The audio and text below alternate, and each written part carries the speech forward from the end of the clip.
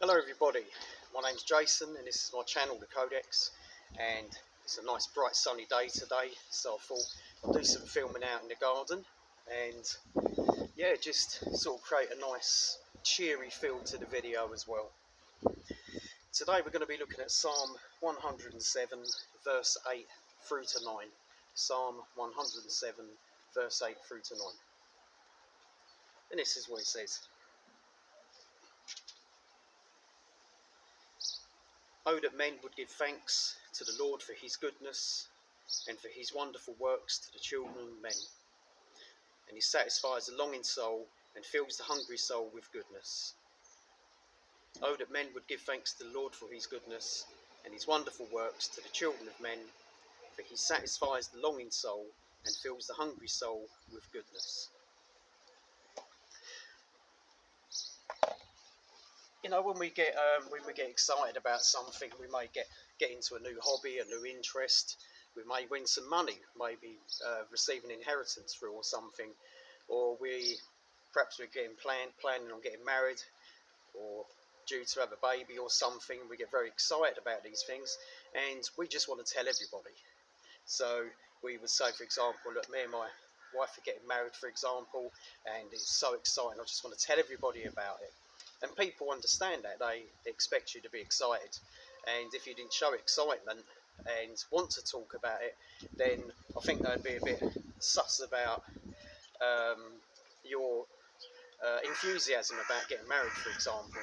Or if you've got a baby on the way, again, you'd show excitement and joy and expectation and all these things, and you'd want to tell everyone. And people would probably go around saying, oh, here we go again. Jason's talking about getting married and how excited he is. He's talking about the wedding plans and he's talking about having a baby and about all the plans to do this and plans to do that. And, you know, any real good news that happens in their life, we want to tell people about it. And yet sometimes as Christians, we're a bit lackluster when it comes to sharing our testimonies, sharing the things that God has done in our life, the stories that some of us can tell, the times when he's helped us, when he's heard our prayers, and when we've got through very tough and difficult situations with our faith in God. And sometimes we tend not to think about really sharing those things with anyone. We might possibly share it with very, very close people, like in a circle or something, but sometimes we're almost too afraid to tell other people about how God has answered our prayers, because we feel that they're going to be sceptical about it. They might not share the same enthusiasm we do. They might not even believe in God for the first instance, and so therefore you may think, well, they don't believe, they're not Christians, they don't believe in God, so therefore why would they be interested in hearing these wonderful works of God, as it says here? Oh, that men would give thanks to the Lord for his goodness and his wonderful works to the children of men. You know, we should be sharing our stories, we should be sharing our testimonies with other people, because to a lot of people that know us or we come in contact with, they may hear about our faith, they may hear that we're Christians, see that we go to church, so forth, but for them it's just a ritual, it's just a religious thing, and they may be saying, well, you say you believe in God, but what has he done for you? And if we don't tell him what he's done for us, then there would be of the assumption that he's done nothing for us, and that we just follow a code of ethics, you know, a doctrine, a creed. That's all we do, and that's all Christianity is about. That's all having faith in God is just keeping the 10 Commandments and trying to behave yourself, basically. But it's so much more than that, and we know that because we have these stories to tell. And some people may say, well, I haven't got any particular testimonies that I could share. I haven't witnessed any miracles or any particular answer to prayer. But then I'd question, why is that? Why haven't you got any stories to share? Why haven't you got any answers to prayer to tell people? Because if we're praying and we're serving God out of faith and we believe and trusting in him, we should, of necessity, have stories to tell. And if we don't have stories to tell, perhaps it's a reflection on our faith. It's a reflection on are we actually trusting God in situations? Do we call on Him first? Pray to Him first before we try and deal with situations in our own strength, with our own wisdom.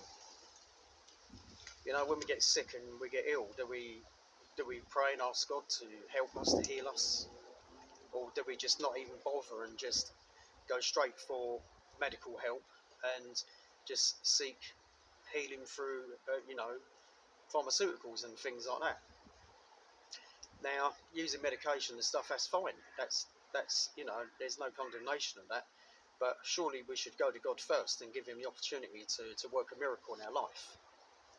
I mean, wouldn't it be greater if we went before God and prayed and said to the Lord, I've been suffering this pain. I pray that you'd make me better, that you heal me, and then the pain goes away. Then you've got a testimony straight away. But if we go straight to the medicine cabinet and start taking painkillers or whatever without even trying to put our faith in God, then that sort of robs Him of that opportunity to be glorified. So let me make this clear. I'm not saying that if you don't get healed when you pray, that it's because you haven't got enough faith. I'm not saying that. I'm saying, have you given Him the opportunity? Have you given God the first opportunity, the first chance, for lack of better words, to answer that prayer? When we have these difficult situations, do we run to each other and try and get help from outside and get help from other people rather than going to God and saying, Lord, I need your help in this situation. Please guide and lead me, give me the wisdom I need and the power I need in this situation. Because that's where the stories will come. That's where the testimonies will come from. They'll come from these divine interventions, these divine instances.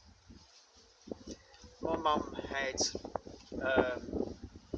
angina, and she was on medication.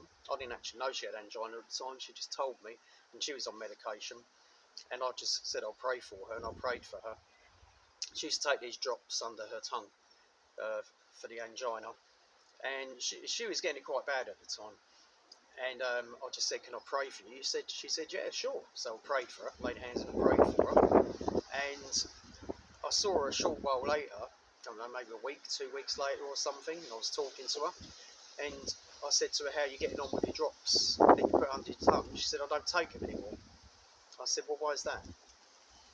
Because I hadn't said to her, I'm going to pray for you to stop taking your medication. I never said that. There's nothing wrong with her still taking the medication, even though I prayed for her. Because at the end of the day, if she's taking medication and she's been healed, then it's not going to make any odds. It's not going to make any difference. Okay? And she just said she didn't need it and that she felt fine. So that was a story. That was a story to tell. And I was talking to a friend of hers actually in the restaurant where I was working, and this lady said she's got angina, and I said, well, my mum had it, and she said, what do you mean your mum had it? She said, it's not something you've had, it's something you have. You can't, it's not curable, you can't get rid of it, you can only manage it through medication. And I said, well, that's interesting, because I prayed for her and she's got no symptoms or anything of the angina at all, plus she doesn't even take any medication for it now. So I mean, we could have said that if she was still taking the medication and she wasn't experiencing symptoms of the angina, then from all probability, then that medication was taking care of that, wasn't it? But because she come off a medication and she still didn't experience it, and that gave a story to tell. So when I say we should look at our faith, are we looking for opportunities for God to work in our life as we pray and believe God to help us in these situations? We need to share our stories, we need to share our testimonies, just as eagerly and as excited as we would be if we was getting married, having a baby, buying a house, or having a business, making a business move, something exciting in your life.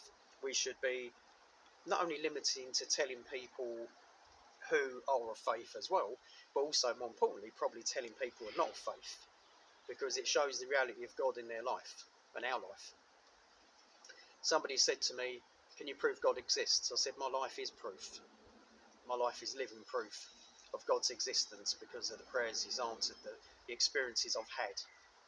Some people say experience is the best teacher. And when you have an experience, people can't take that from you. They can't dissect it with science. They can't dissect it in the lab because it's an experience. When we experience love, you can't scientifically prove that you're in love. You can't scientifically prove a lot of the things that are to do with emotions, the mind, the heart, and the spirit. You can't do that. And so therefore trying to use those methods to prove that these things are real are ineffective and pointless. Spiritual things, emotional things, psychological things, they have to be tested with the right methods in their right place. So I encourage you to go out and share stories with these people. Be bold, be brave, and if you haven't got any stories at the moment, if you haven't got any testimonies at the moment, look for opportunities.